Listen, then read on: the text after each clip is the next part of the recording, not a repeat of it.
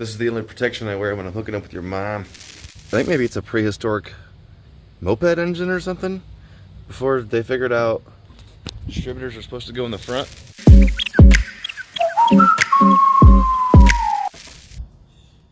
What it is, fools? Welcome back to the Chop Shop. And as you saw, I'm obviously not an idiot. I mean, I am, but we brought a Chevy engine home. And sorry for being late for a not technically scheduled program. Anyway, this episode is kind of jumped all over a little bit. It started up here, just boring you with more and more and more sanding. I'm real close to being ready for paint. And then I jumped over here, did a tune up on the tractor, and checked my valves and everything, or checked the lash on the rockers and everything. Showed you how to do that, and then the starter took a crap. So cool. But still ended up with a little bit of content. And first and foremost, before we even walk up to this, I'd like to explain to you, I guess, kind of what this is about. Is A, this is a cheap rebuild challenge for myself. B, I'm kind of bored. As you know, I'm a Ford guy, pretty tried and true. I like a lot of other oddball stuff too, and I'm trying to really reach out into that a little bit. So that's kind of what that's about. And I've noticed, like, the more I pull away from social media, like, I don't listen to the radio, I don't even turn the TV on. I don't Facebook, I don't Instagram, I sling on a picture every once in a while, but that's it. So my automotive influence is literally just kind of, let's go check this out, let's go check that out. It's not being fed by anyone or anything else. And with that being said, let's go check this out. And what we got here, ladies and gents, is the guy told me it came out of a 66 Malibu. It is a 283, and it's, I mean, relatively complete down at the dampener. It needs a water pump, just a little single barrel. It's not, you know, a high output version of it or anything. But I mean, he said he either bought this for or from his father 23 years ago, and it just sat there after that. All of the spark plugs are just loosely in here. All of the valves were filled with oil. It's even got the breather, thermostat housing, carb, just need a cap and rotor. He did say that it thought it needed a rebuild, but I have found these rebuild kits, I think they're on Rock Auto, and it's rings, bearings, and all the gaskets. I think it's $60. I've seen these things, Fords, I've seen all of the engines be just pulled together or pulled apart and gacked back together in garages over and over and over again. And that's kind of what this is about. I paid $125 for this with the engine stand. You know, engine stands are, you know, 50 to 75 bucks. You know, 100 bucks or more new. Heavier duty models, not the little one wheel guy. But so I'm gonna say this is a $50 engine stand. So as of right now, this engine's build stands at $75. I have $75 in a 283 cubic inch 1966 Chevy V8. What I really like, I love the old valve covers, the 4-bolt instead of the center bolt that the later models have. The later models seal a lot better. I guess these are notorious for leaking.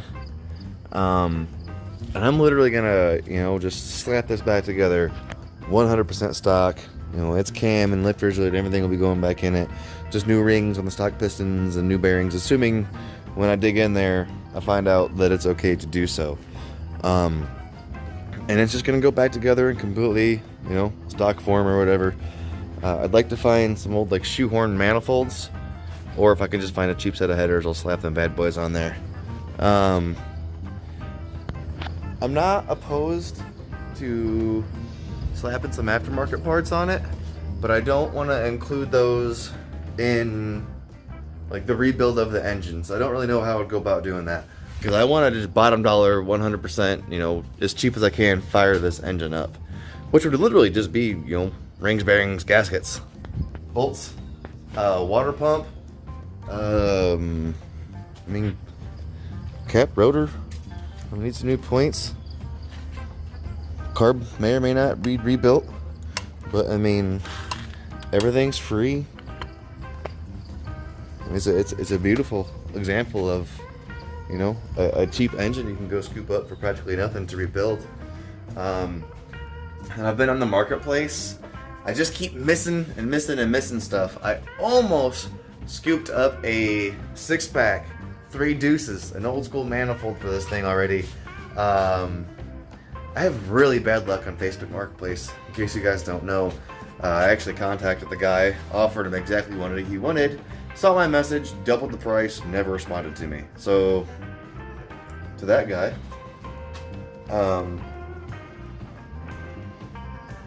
but yeah, like I said, I want to throw this together 100% stock, basically,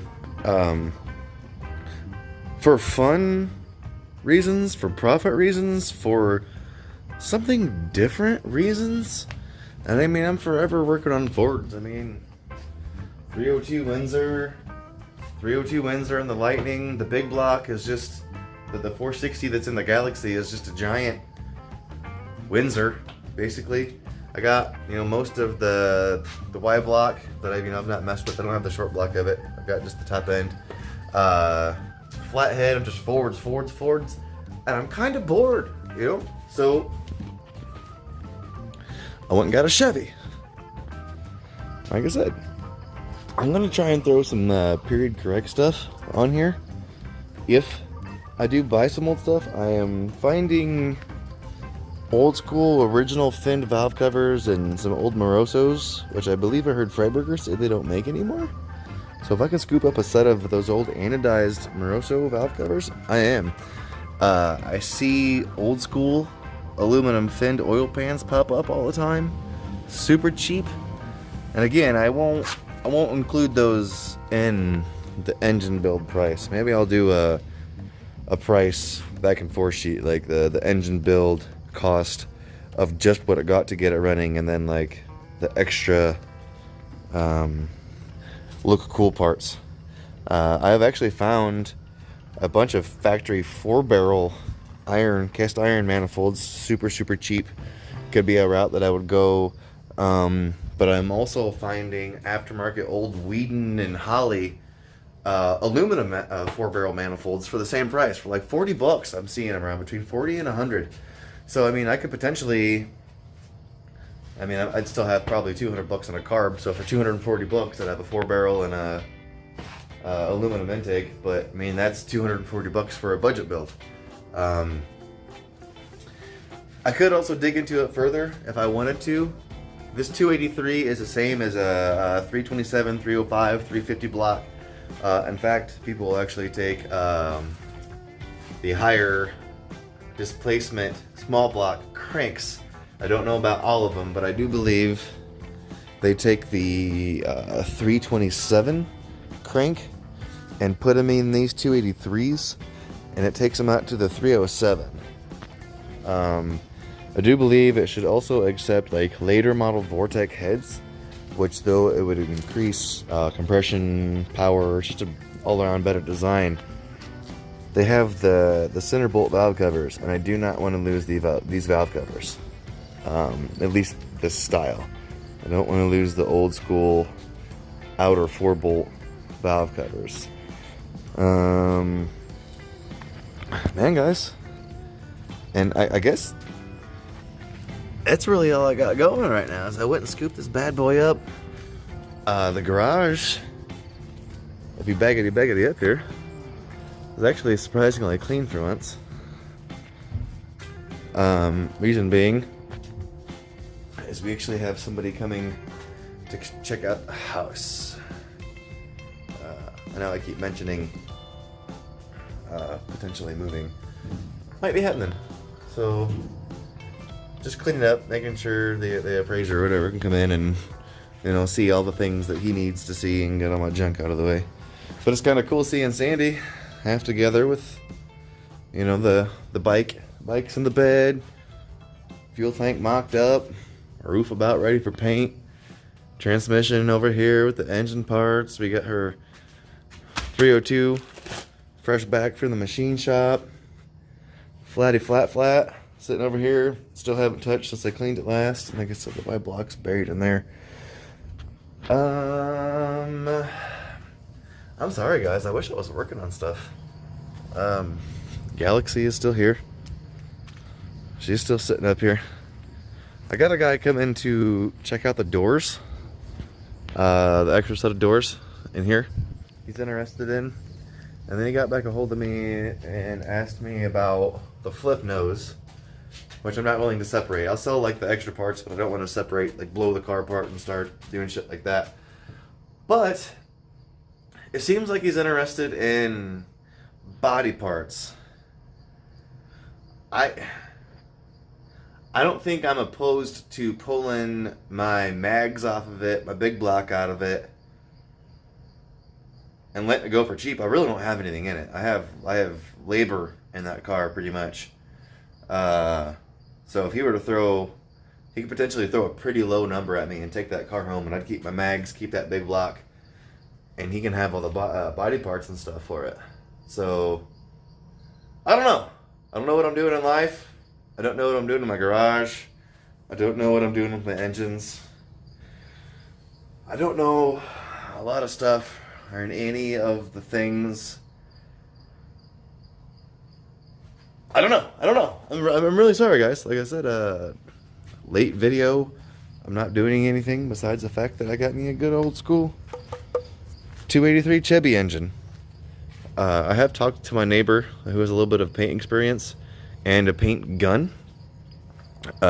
He's gonna come over and spray my roof ready for me. Right now, spray my roof for me when it is ready. But I got these old school Craftsmans that Roger gave me. What's up, Roger? I'm sorry that I'm not on the gram. I know that's always been kind of you and I's way of shooting the shit back and forth. Do miss you. What's up? I have not been able to find a gaskets or a rebuild kit for those. I have looked, not real hard, but I have done some looking. But the neighbor has a paint gun, so he can spray for me. And he has some experience, which makes me more comfortable. Not a bunch, but more than I, which is 0. Guys, I think that's it. The channel is still growing. I don't even know what we're at now. I'm over 300, which is still baffling to me. Thank you guys. Seriously, thank you. Shit. I think that's it, man. I hope everyone had a fantastic Labor Day. And get out in the garage and go do something cool. Show me what you're doing. There. That's what we'll do. You show me what you are doing. Send me a picture or a video or something. I'll put my email address down here. Shoot me a picture. Shoot me a question. Let's get some conversation going. What up, gang? Deuces. I'm out.